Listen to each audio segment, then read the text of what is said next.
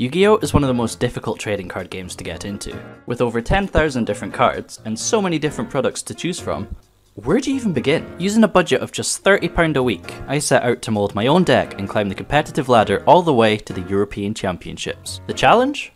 All my cards have to be obtained through sealed official products. I'm not allowed to trade, I'm not allowed to buy cards individually, and instead have to rely on the cold, hard luck of the draw. You're watching Yu-Gi-Oh! From scratch.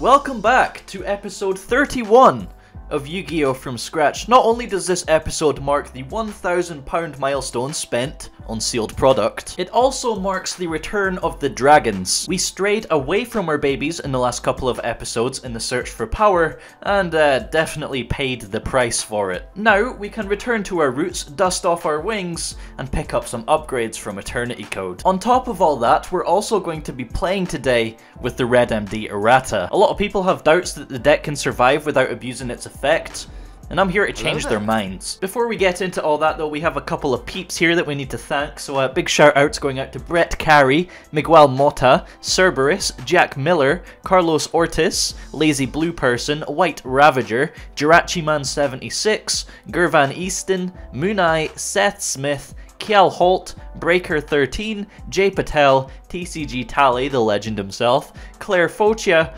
and T.E. Kame. These guys are all helping to keep the channel going strong by making a contribution through either Patreon or YouTube channel memberships, both of which are getting renovated real soon, so keep your eyes out for that. And for now, if you do wish to make a contribution yourself, links are as always in the description. So in the last episode we got crushed, smashed, demolished, losing our 7 kill streak, meaning this week we can redeem our 5 kill streak reward of £5. On top of the £2 carried over to this week, that gives us a total of £37 to spend on sealed product. So what do we actually need? Well, the biggest weakness of our deck right now is how hard it gets hurt by a Nibiru. Eternity Code sees the release of 2 relevant cards here, and that's 1, Gravedigger's Trap Hole, and 2, Parallel Exceed. Gravedigger's Trap Hole has the ability to negate a monster effect that was activated in your opponent's hand. So how is that useful against Nibiru going first? It's a trap, it can't be activated. Unless you have Traptrix Rafflesia on the field, which is a generic rank 4. Parallel Exceed, when you link summon, can be summoned to the zone a link monster points to, a la Magius, and when summoned this way, can summon another copy from the deck. Also, both of these copies when summoned this way are level 4 instead of level 8. So there you go, a free rank 4 potentially within 5 summons, but there's still an issue. This requires you opening Parallel Exceed. Let me introduce you to this little fella, Formud Skipper. Using its effect, we can copy the name of a monster from our extra deck, Crusadia Spatha, and link into Magius. When it's used for link material, you can search for any level 5 or higher Cyburst monster, Parallel Exceed. Formud Skipper is also a Cyburst monster that can be searched off of our playset of Cynet Mining that we recently completed, and it's only available in the Soul Burner structure deck, so we're going to have to unironically buy the Salamangreat structure deck. After that, we'll pretty much have all the cards we need to play Salamangreat, so just for a special episode, if you want to see us play Salads, then sure, why not, let me know. Another card we want to pick up from Eternity Code is Noctovision Dragon. It's basically a free summon from hand and also draws you a card.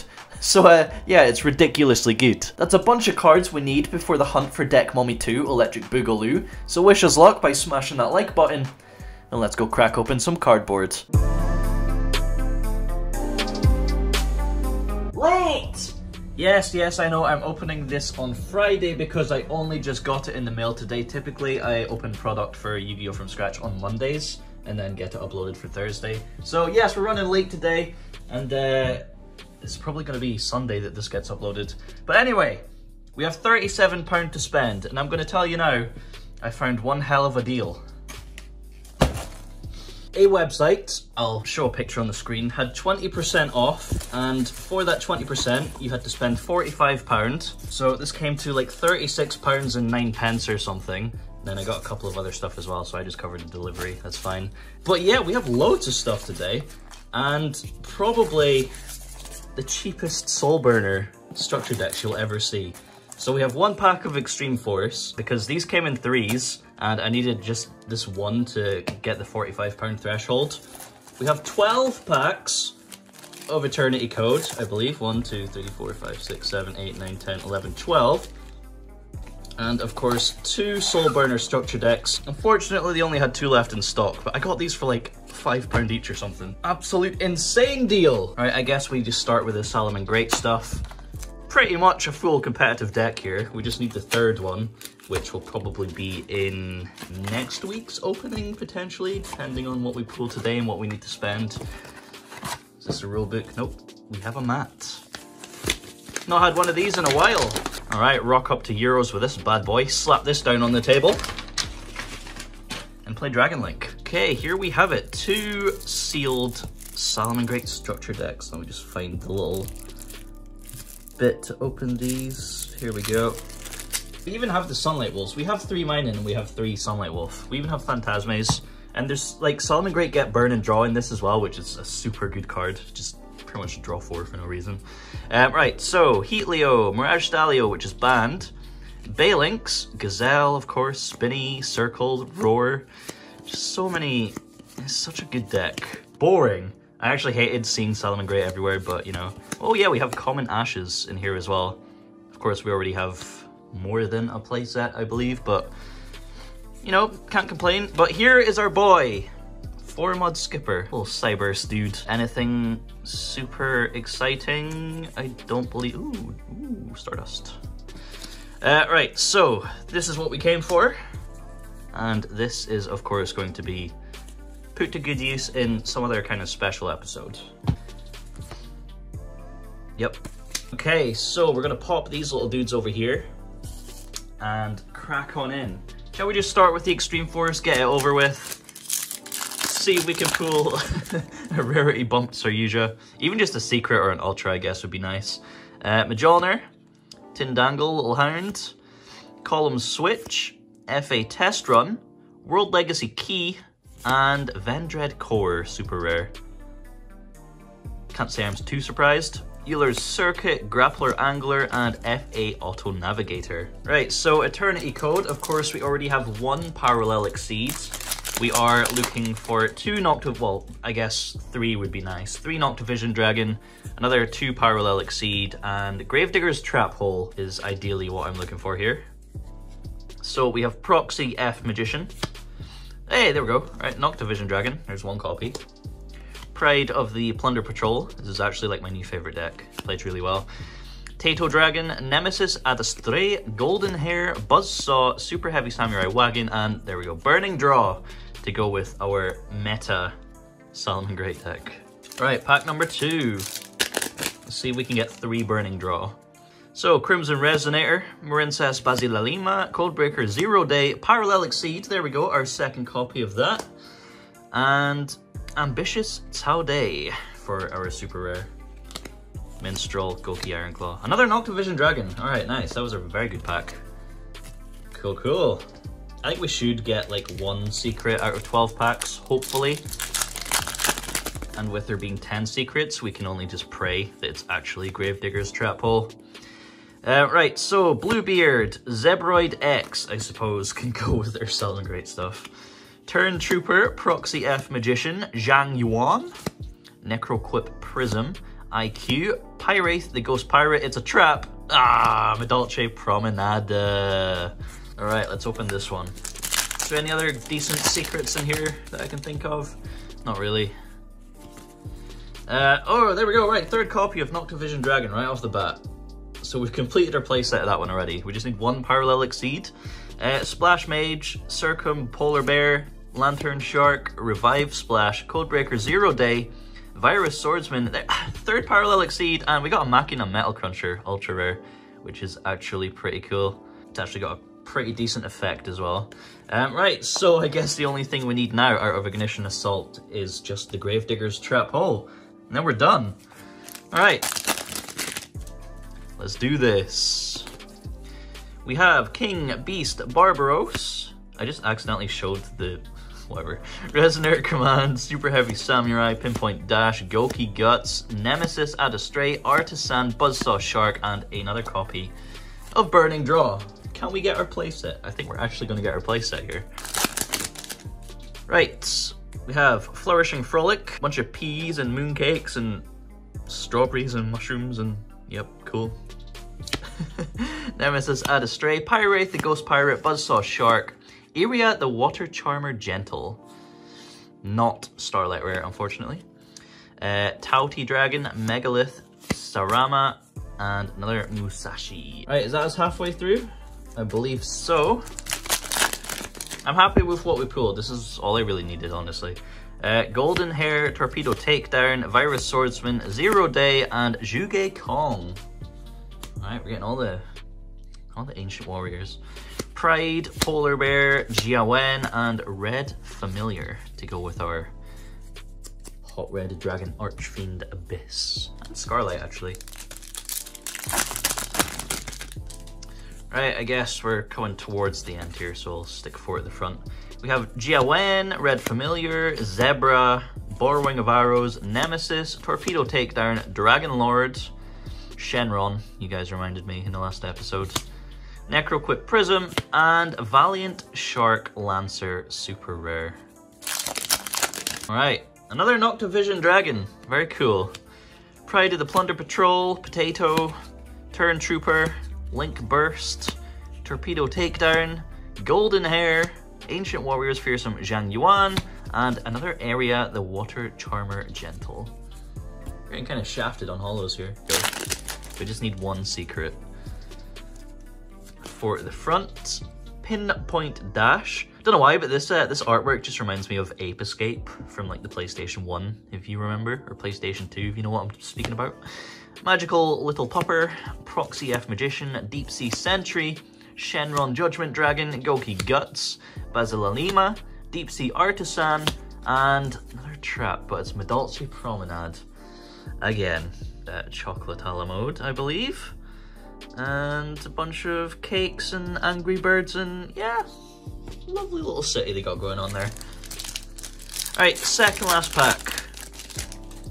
We should be due a secret unless we've been totally shafted. Red Familiar, Borrowing of Arrows, Iron Claw, Trias Hierarchia, Virus Swordsman, Crimson Resonator, Super Heavy Samurai Wagon, Virus Berserker, and Emblem of the Plunder Patrol. It's actually a very nice ultra rare, so I'm not too unhappy with that. Very cool. But unfortunately, we don't need it in our Dragon Link deck. So this brings us to the final pack. Can we pull a secret rare? Let's find out. We have Zebra, Proxy F Magician, Megalith Uniformed, another Noctovision Dragon, that's our 5th in 1 episode, very cool. Torpedo Takedown, Samurai Wagon, Zero Day, IQ, and Scripton, super rare. So we got 2 ultras. I can't complain because we got everything we actually need in terms of playability outside of Gravedigger's Trap Hole, but I'm sure that'll come eventually, hopefully. But yeah, for now, that's actually pretty solid. So let's go slot these into the deck.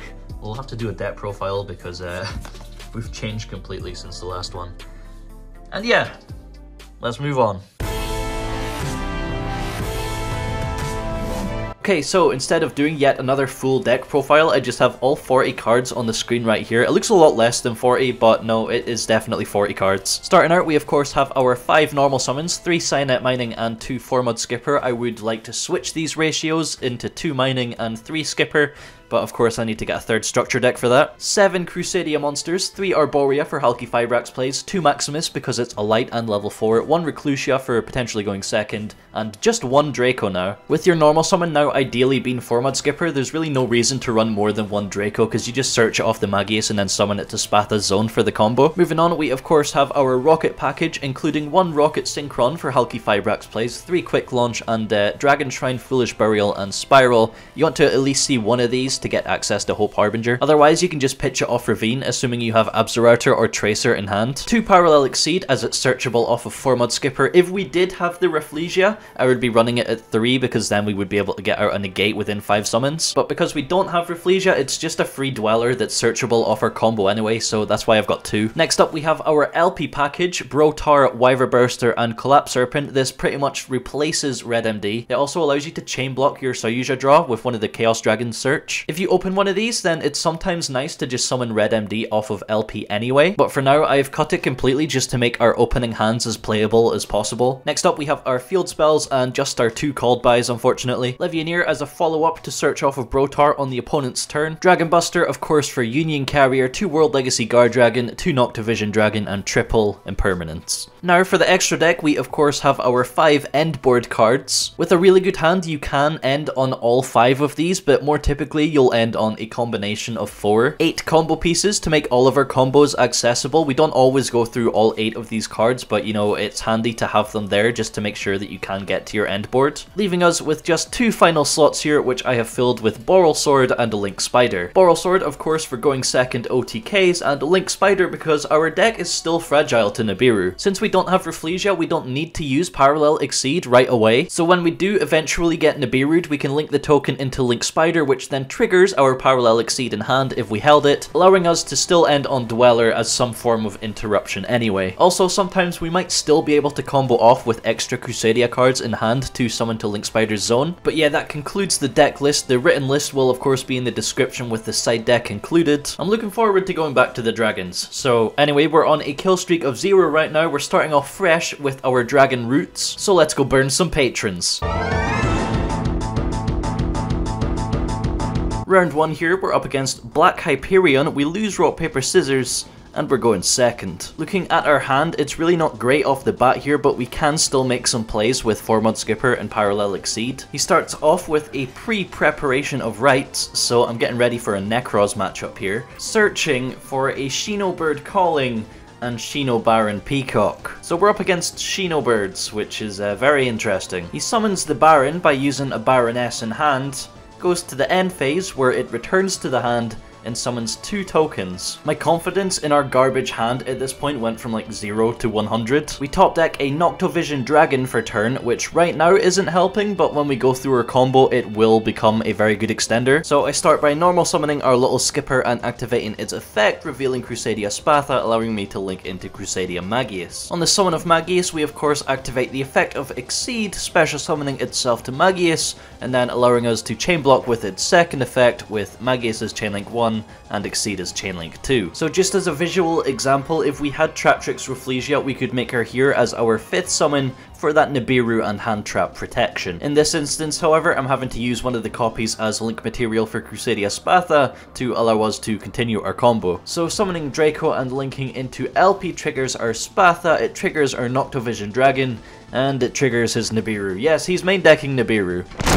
That doesn't necessarily mean we've lost the game because Shino Birds aren't exactly gonna OTK us even if he does return everything to the hand. So I set Called by the Grave and pass turn, hoping to get a good draw on our next turn. Starting off with a Pot of Greed, he draws 2 cards and then normal summons a Shino Bird Crane and follows up with a second ritual spell, Shino Bird Calling. This can also use spirit monsters in the graveyard as ritual fodder, so I chain Called by the Grave to get rid of his Baroness, forcing him to tribute his Nibiru. Peacock of course bounces everything to hand and then he attacks us directly for 4,500 total. In the end phase, the tokens come out once again, and we top deck a World Legacy Guardragon, which is actually really good here, especially in combination with Noctovision Dragon. So using it to revive Draco, we then link into Striker Dragon, allowing us to summon Noctovision Dragon from hand and get the draw by linking it off as well. Drawing into a Brotaur, which we can normal summon, we then have access to Guardragon plays because we can move zones of whatever we summon with World Legacy Guardragon. Ideally, I would have went with LP here and summoned Red MD from deck, but obviously we took it out, so probably have to chuck it back in. But yeah, there's so many different lines of play we could have done with this turn, and we probably could have even OTK'd him as well, but I opt to just go for Borrowload Savage and Boral Sword because I feel like that should just be enough to win.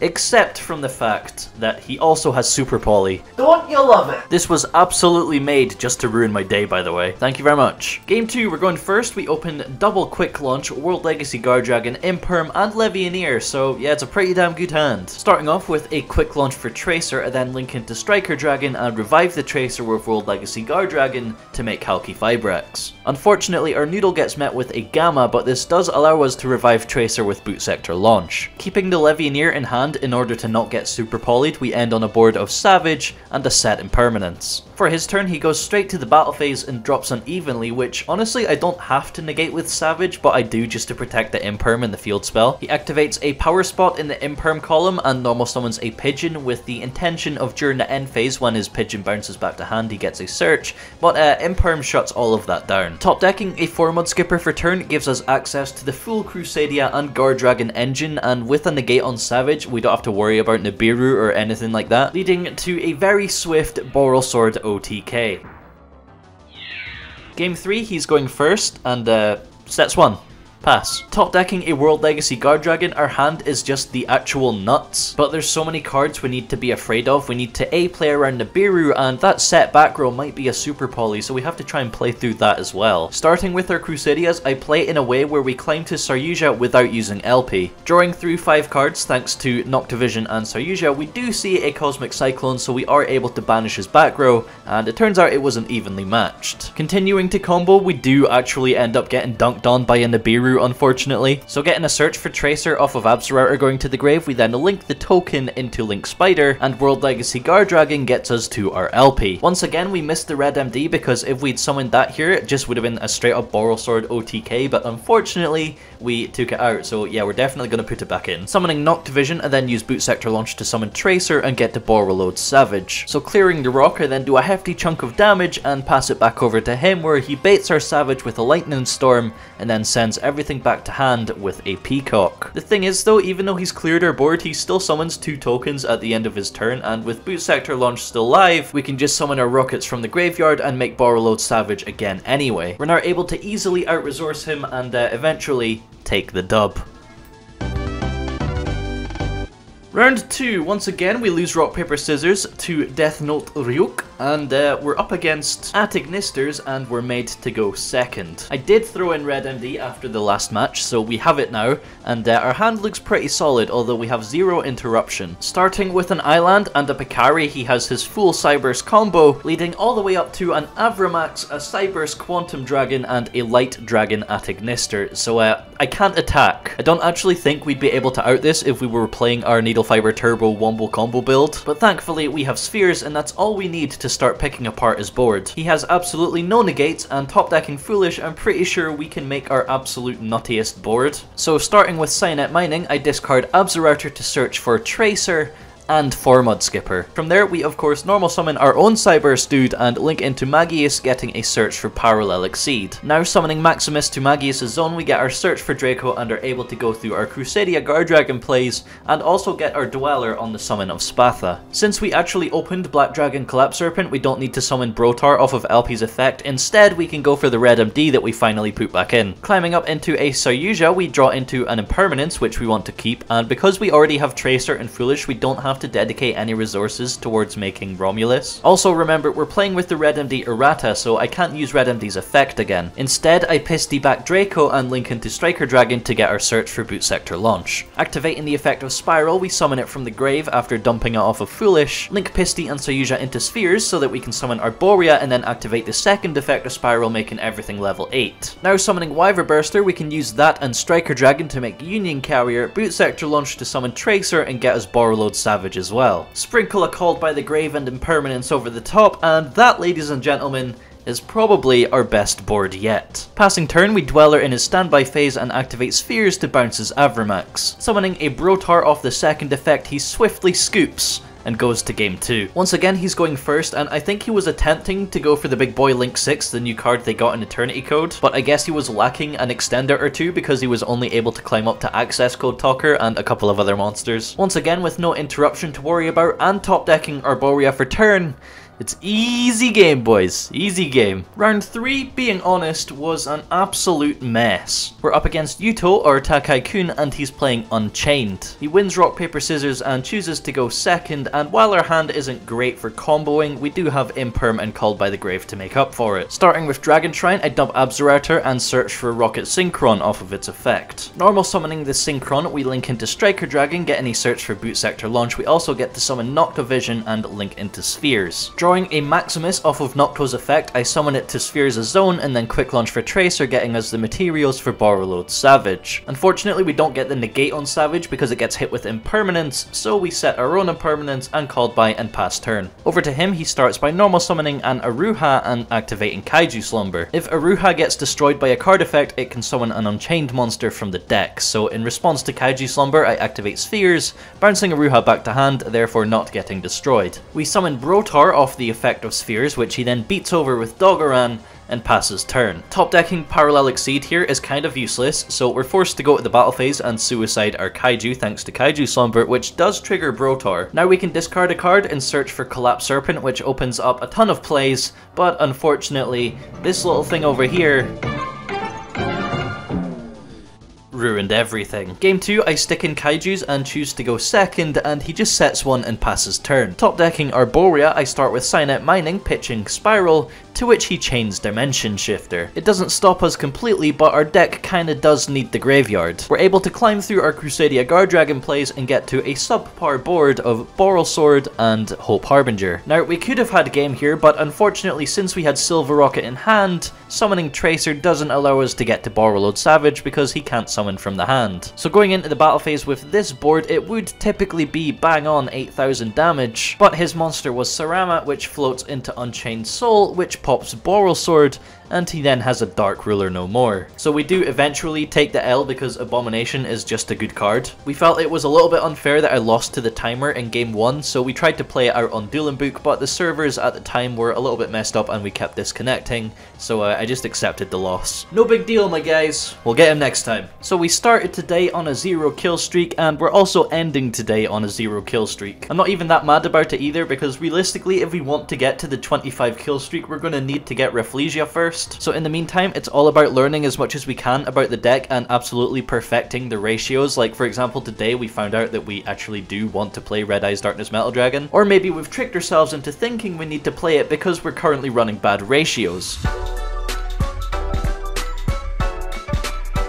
So one of the key parts of deck building that we haven't really paid too much attention to in this series is trying to build the deck in a way that provides the highest mathematical probability of success. Very commonly in combo decks like ours with lots of different pieces, it's not always correct or efficient to play 40 cards. By going higher than 40, you're reducing the chances of opening your bricks or garnets, but it needs to be strategically done. It's not just a blanket theory. So I really want to take an in-depth look at our deck and break down all the different pieces and try and work out the best ratios and percentages of cards that we need to be running. So that's what we're going to do in the next episode. Along with the big hunt for 2 core set secrets, Deck Mommy 2 and Gravedigger's Trap Hole, there's a lot to look forward to. I also kinda want to take our deck for a ride on the ranked section of Dueling Book for an episode, see if we can get some sweet competitive meta matches. But with all that being said, we're going to wrap up this video and end this episode. Thanks so much for watching. As always, please remember to like the video on your way out and hit the subscribe button if you're not already subscribed. The next one will of course be back on schedule on Thursday,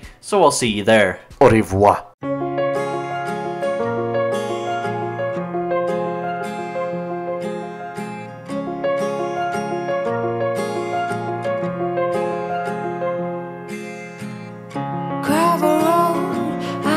To slow down. Fireplace, do you know how?